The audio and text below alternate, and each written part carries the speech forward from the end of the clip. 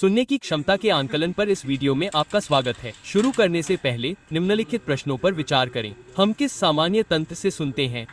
संवाहक और संवेदी हानि का क्या कारण है? संवाहक और संवेदी हानि के बीच अंतर करने के लिए ट्यूनिंग कांटे का उपयोग कैसे किया जाता है? आप एक ऑडियोग्राम की व्याख्या कैसे करेंगे और ऑडियोग्राम में आमतौर पर कौन से प्रतीक उपयोग किए जाते हैं? ध्वनि ऊर्जा बाहरी कान में प्रवेश करती है और कर्ण नलिका से होते हुए कर्णपटह तक जाती है। कर्णपटह कंपन करता है और इन कंपनों को ऑइकल्स के माध्यम से